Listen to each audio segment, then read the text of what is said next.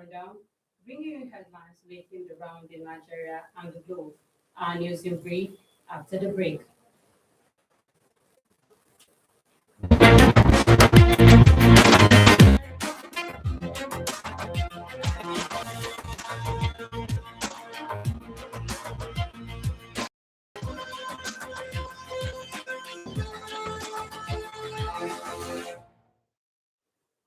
Welcome to S24 Rundown, bringing you headlines making the round in Nigeria and the globe.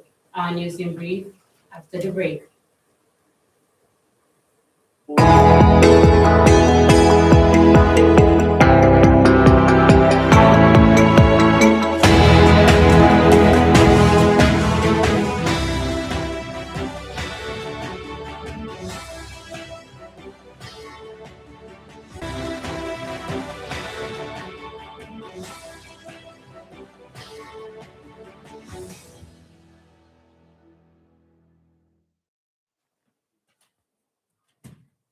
Traumatized parents and the coalition of northern groups CNG are demanding immediate aggressive military action from the federal government to rescue school pupils abducted by insurgents in Borno State. The calls follows the successful rescue of kidnapped pupils and teachers in Orire, Oyo State, after 56 days in captivity. Critics and community leaders argue that the intense political will, intelligence gathering, and high-level security deployment utilized in the Southwest must be immediately replicated in the Northeast. Protesters emphasize that the pain of parents in Borno is no less than those in Oyo, warning the government against a selective approach to national security. In a major policy shift, the Federal Ministry of Education has officially withdrawn its recent circular that authorized a steep hike in registration for the West African Senior Secondary School Certificate Examination and National Examination Council fees from 27,500 to 50,000 naira. The planned increase has triggered widespread panic across the Federation, with civil society groups and parents warning that millions of vulnerable students would be forced out of school, dramatically fueling the national dropout crisis. The Minister of Education announced that the circular is being completely reviewed following intense public backlash, aiming to seek a more balanced solution that protects access to basic education. And also, the Independent Corrupt Practices and Other Related Offences Commission, ICPC, has officially arraigned the former Minister of Innovation, Science and Technology, Uche Nnaji, before a federal high court in Abuja.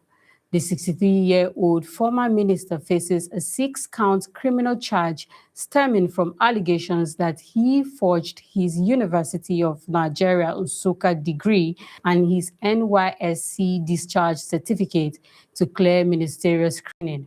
The ICPC also accuses him of illegal pocketing of over 29.5 billion naira in salaries and emoluments while in office. Nnaji pleaded not guilty to all counts and was granted 20 million naira bail of his passports.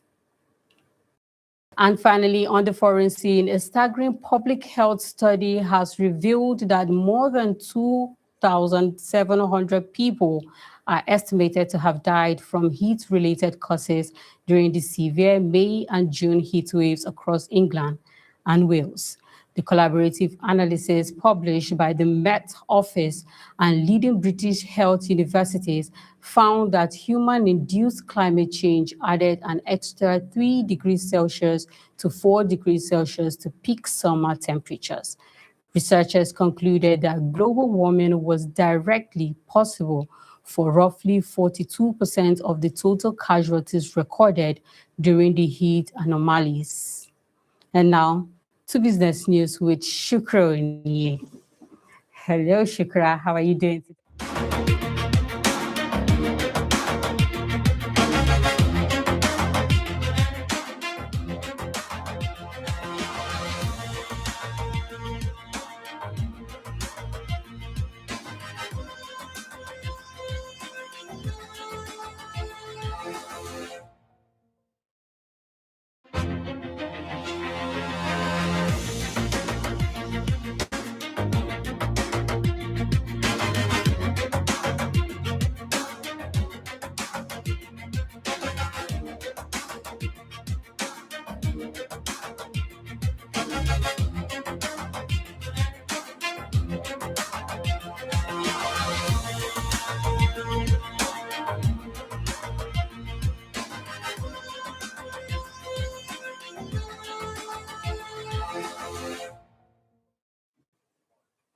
Welcome to your business updates, and here are the headlines.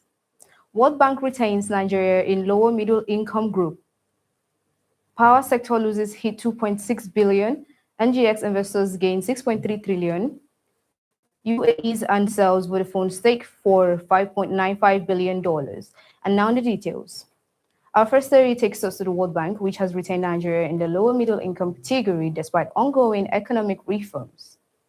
The global lender says Nigeria's gross national income per capita remains within the lower middle income threshold. While recent policy reforms are expected to support long-term economic growth, the World Bank notes that stronger productivity, sustained job creation, and higher household incomes will be essential for Nigeria to move into the upper middle income group. From the broader economy to the power sector, Nigeria's electricity industry lost about 2.26 billion naira in the first quarter of the year due to transmission inefficiencies.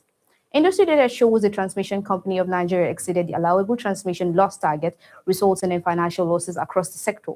Stakeholders say improving the national grid remains critical to ensuring reliable electricity supply and boosting the sector's financial performance.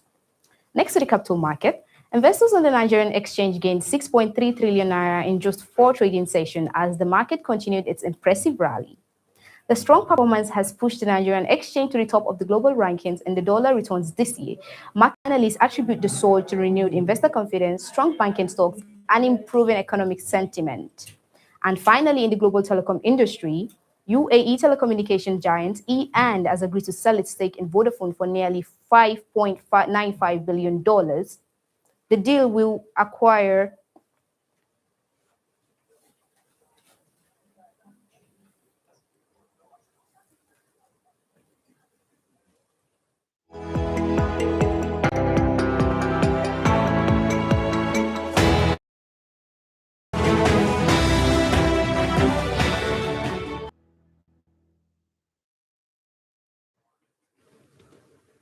Welcome back from that break, and now our newspaper review segment with Abubakar Taraki. Abubakar, how are you doing today?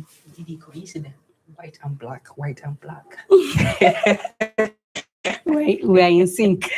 Happy New Week, Didi. Same to you. Hope your weekend went well. It was nice. Like we do, we dissect national dailies on the front pages of newspapers. And our first paper is coming from Daily Trust. It says FG hikes exam fee and raises fear for dropouts. And like I said, it's coming from Daily Trust. With the cost of education once again under the spotlight as concerns grow over reports of increased examination fees, stakeholders warn that the hike could force more students, particularly those from low-income families, to drop out of school. And we're battling like one of the highest rates of out-of-school children, would I say, in Africa and the world. I don't even want to bring it down to the north alone. We have a whole number of out-of-school children, and this is coming from the federal government with a developing story or a developing narrative that the federal government has withdrawn their circular, the groups and the public. What does this federal government's decision to recall the circular say about the impact of public feedback on policy decisions and making? Well, thank you so much, Hadiza. I think for the past days, Nigerians have been seeing good stories. So Friday evening, very late in the evening, we saw our students were able teachers to at least come back to your own people. And this is a welcome development. And I'm so happy about that development. And for the sake of analysis, we should just try and analyze the negative implication of that hike in the SSCE fees. But I'm so happy I saw Tunji Alausa, the Minister of Education, reversing that statement, which is a good one. And ever since they made that statement on Sunday, we knew how people have been sending them backlash, how people have been sending them rejoinder, and how Nigeria have been trying to show their own reactions, telling that this is the government that promised to deliver quality education to Nigerians. And now look at it with the level of out of school children, and now people are trying to at least pay 50,000 naira for NICO and WAEC, which is very, very impossible to some Nigerian students. And we know how when it comes to education, especially in the northern part of the country, there is high level of out of school children, according to statistics from UNESCO and even National Bureau of Statistics and many other statisticians. Well, it's a good one coming out by the government to say that they have temporarily suspended that initiative or that policy, which is a good one, I believe. But Nigerians should not sit back and relax, because it has clearly come obvious this government, if they want to do something, no matter what, the government will do it, even if it is at the detriment of Nigerians. We know how they came into power when they removed the subsidy on crude oil and some education, health, and virtually all part of this country, all part of this sector. The government is no longer subsidizing, especially the issue of electricity. Is the government subsidizing the electricity? How much are we buying unit now? We are now in Ban A. People are paying high in order to get less. I don't know if you understand the analogy. You are paying high and you are getting less.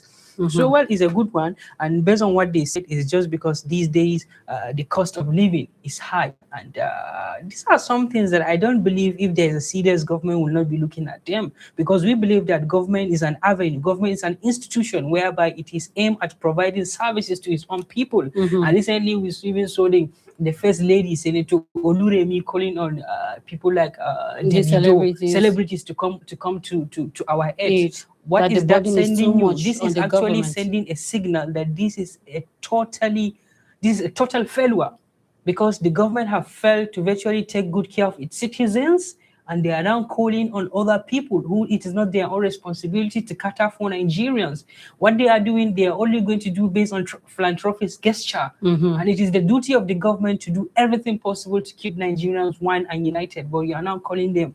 And it has become, even these days, the Oluremi is calling on Nigerians to go and start selling akara. What is this thing selling you? Nigerians are beyond what rhetorics. We need to start thinking inward. We don't have to allow politicians to come and be using us.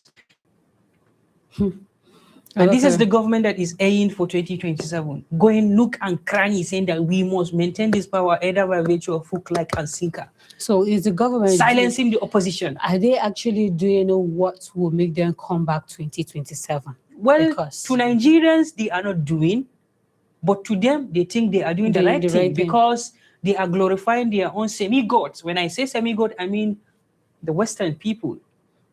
Because I was having a conversation with somebody, I said that one of the major lacuna of most of the Fourth Republic politicians and political parties is we lack ideologies. We are always after serving the ideology of the Western people, and the other ideology is grabbing power at all cost. I could remember, we know the political parties like Action Group of Nigeria. We know the political parties like Jam'iyyar Mutanen Arewa, NCNC. And we know politicians like Sardauna Tafawa Balewa, Awolowo, well, they have ideology. Their own ideology is serving the interests of the people. But now if you ask a common politician, what is your own ideology? I need power. I need to enjoy life. I need to marry the most beautiful girl in our society. These are all ideologies that we have. So beyond the examination fee, what long-term measures should the government adopt to make education more accessible and affordable for Nigerians or Nigerian students? Remember, these are the people in the early 60s, 70s, and even 90s. They went to school virtually free, including their transportation. Everything was free. They attended uni free. They attended primary free, elementary school free. I could remember my grandpa used to tell me how they went to school. They were even eager to go back to school to resume because of the meal they are getting there. It's more cheap, it's more lucrative, it's more nutritious than the food they are getting home. So do you think because of such incidences or cases now from the government gives the people that room to always, there's this word that goes on the Nigerian streets that school na scam. School no be scam. Now because we go to school, the reason why we get some opportunities here. Like this. And the truth of the matter is, school, if you go to school, school is going to open doors for you, because knowledge is power.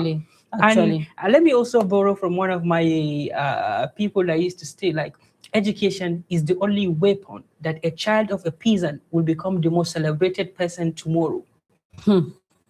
Word. And when they came into power, they introduced what they call student loan, NEL fund. And do you know how that the implication of NEL fund in the next 10 years, if care is not taken? Okay, let's quickly move to our next headline, which is coming from the Matrix, and it says 2027, INEC extends deadline for parties to submit candidates. So the Independent National Electoral Commission has extended the deadline for political parties to submit the names of their party and their candidates ahead of the coming election. While the extension gives party more room to conclude internal processes, it also raises questions about preparedness and electoral timelines. So like we said, political parties have been dealing with internal consultations, primaries, and disputes, and the lead up to the submission of the deadline. Does this extension reflect the realities within political parties, or does it encourage poor planning? It has to do with poor planning. And let me remind you from what I saw online. I think they say that if you say in Nigeria, INEC have been shifting this thing. What is a good one is a democratic dispensation. At least when people felt aggrieved, at least those responsible for that should listen to them and give them the avenue. Initially, the deadline was yesterday, Sunday. They decided to at least elongate it to tomorrow, midnight, 14th of July. And one of the major reasons why they elongated that is Inter-Party Advisory Council, IPAC, raised an issue that most of the political parties are having some technical issues in order to upload maybe the names of their own candidate who are going to represent them in the secondary election. One is a good one, but we need to be careful. If care is not taken, the January 2027 election that is going to hold in this country, they may likely shift it. I'm not a messiah of pessimism, and a messiah of optimism. Why do you say so? Because we have seen how they have been shifting things. They'll just tell you it is a logistic issue. We are having some financial constraint. They gave you 4 years to prepare, because Nigeria carried out election after 4 good years. And now, if you do election 2027, I think we are going to do another election 2031. If I'm right. So if we come 2031, I will still say that we are not prepared. We need more days to do this. We need more days to do that. Well, I want to tell you something. One of the major, let me predict. You see these 2027 general elections, we will see a lot of court cases. Well, most elections comes with court cases. And he's not going to give them. We are going to see something that happened in Kano, something that happened in Zamfara, and it's surely going to happen in 2027. We'll definitely give them benefits. Precisely, state like Gombe may likely experience that thing due to their own internal party conflicts, and also places like Kwara too will also experience that thing. I stand to be corrected.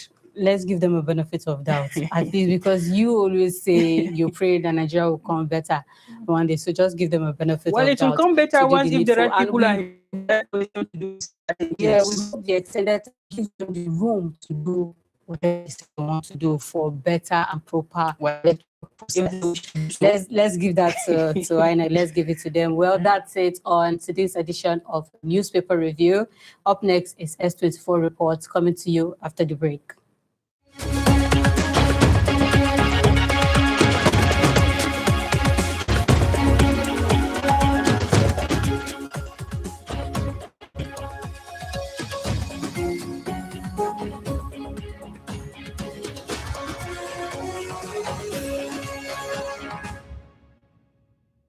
As calls continue to grow for a shift from conventional security approaches to technology and intelligence-driven protection systems to tackle the various security challenges bedeviling the country, stakeholders, including policymakers, development partners, security agencies, and civil society organizations have gathered in Abuja for the official launch of the United Safe platform, a citizen-driven security reporting application aimed at strengthening intelligence gathering through real-time incident reporting.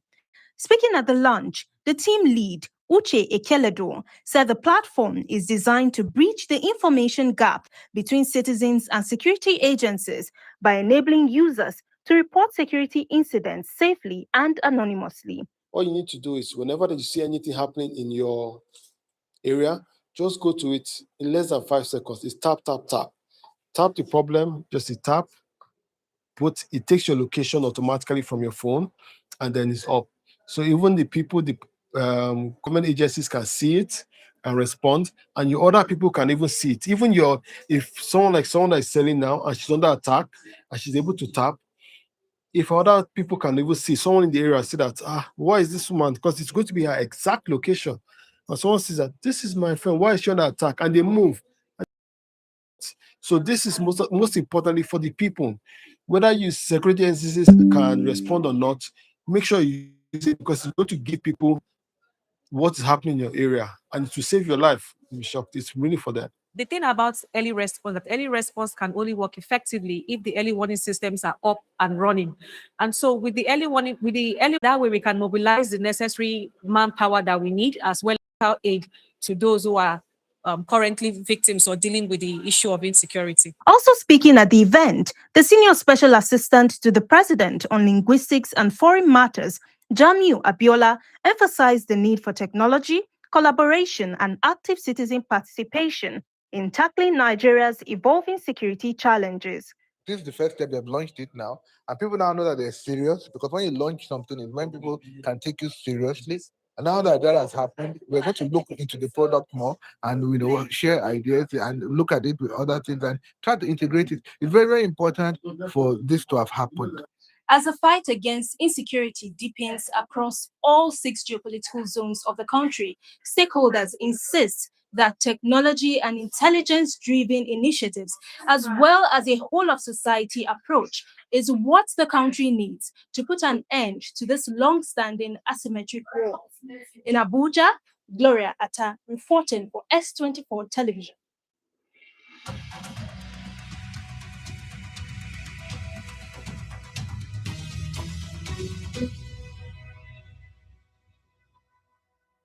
Welcome to Political Arena here on S24 Television. Nigeria has one of the youngest population in the world, and young people are becoming active in politics, leadership, and nation building. Many believe that the future of the country depends on how well the citizens and young people prepare themselves and how well they participate in governance. Today on Political Arena, we will discuss the role of young leaders ensure and shape the Nigerian narrative ahead of 2027, the challenges they face, and what are the possible opportunities for them. Our guest this afternoon is Engineer Idris Bilal Bala, convener of May Youth Hub, who has been working with young people across Nigeria through leadership, government, and empowerment. Engineer Bilal, welcome to Political Arena here on S24 Television. Thank you very much for having me. I'm super excited to be here. And it's a pleasure having you in the studio. Same here. So, Engineer, if I may ask, please can you introduce yourself and tell us about May Youth Hub in a nutshell, please? Okay. My name is Engineer Idris Bilal Bala, and I'm the convener and founder of May Youth Hub. So the grassroots mobilizer for independent youth of Nigeria. I'm a youth development practitioner, also a leadership advocate, working tirelessly on the quest for the birth of our great nation. Thank you, Bilal. Bilal, if I may ask you, what inspired you to start working with young people, especially in this critical moment? Okay, so for me personally, working with young people has always been far back since when I was young. So the journey working with young people didn't just start today. Since time immemorial. Yes, since when I was young, I've always been that person. Even in my family, I have elder ones. I've always been that person that always wants things to be right. So for me, it has always been when I grew up, and I've always wanted things to go right. So part of what we've been doing over time is that we'll be looking at key issues that youth have been facing, and how can we be of practical solutions to it. So in your opinion as a Nigerian, what role should young leaders play in Nigeria's political future? Young leaders have a very vital role to play in our nations today, because I believe a lot of youth today has lost interest when it comes to the political space. Why do you say that? Why I say so is because a lot of youth today believe that the political space is just basically for our elder ones. Or for looting. Or for basically looting as well. Yeah. And most of them think, okay, it's for our elder ones, and even if I participate, there are other ways I could get money where I could participate in maybe the whole content creation and the whole other aspect. So not everybody wants to get invested. But young people like you are actually breaking the silence finance, as I can see from your emblem. You graduated from Ahmadu Bello University, Zaria. Sure. We know how things are, especially with student union government when it comes to their own election. Can't you see like nowadays people are trying to stand on the mandate and at least they wanted to participate? Yeah, you know, yeah, I believe I'm with you on that, because a lot of youths believe that a lot of things has gone sideways. So and the only way to win is when you are within the system. And for me personally, where you could see, I'm a graduate from Ahmadu Bello University, and this is the home of struggle. So when I mean struggle, is a home where a lot of youths or a lot of students are being molded when it comes to the whole leadership space. And for me, when I went to the university, I was so amazed because I met a lot of like-minded parts. So right here is a comrade sitting down here with very much well. Aluta continue. And Victoria Center. What are the biggest challenges preventing young people from participating in politics, apart from the political apathy that you mentioned? Okay, so a lot of people are not participating in the political space because they believe that, like I said earlier on, they believe that a lot of the youths need a lot of things to do. So if I could hand on my hands on maybe the entertainment space, a lot of youth want fast money. Creation. So they believe that political space are for the older generations. So it's just for people that knows that, okay, it's not just all about the older generation. We believe that, okay, there are a lot of things that could be done. And if we don't come into the space and change that narrative, we can't actually progress. Okay, so how can young people prepare themselves for leadership instead of just criticizing leaders? You know, with the presence of social media, nowadays young people will just come online, abuse the hell out of leaders. Yeah, a lot of youth. I think they should get a good mentors when they want to get into this, because what mentors do for you is that they would shape you, mold you into becoming a better version of yourself. And so, what do you think? Like, what skills do young people need to succeed in politics and public service? Mentorship guide. It all boils down to mentorship guide. If you don't have a good mentorship, you won't actually do well, because a lot of youth know it all. And there is So how can experienced politicians support and mentor young people? You made mention of mentorship. Is it by giving them a chance? Is it by appointing them as just special advisors, personal assistants? It goes beyond, and that is where we are getting it wrong in Nigeria. They believe it's just all about appointments. It is not just all about appointment. You can appoint somebody and you might not necessarily do the right thing. So what I think they should interfere with, they should have a one-on-one conversation, more like a community-based forum development, where you could interfere with them, interact and relate with them. I think that like social media have helped young. It has making a lot of people exposed to a lot of things. So let's take, for example, now we are much aware of what just happened, where the whole that was going around about the 210 trillion naira. For the Gen X, if there's no social media, many of us will not even know. So now many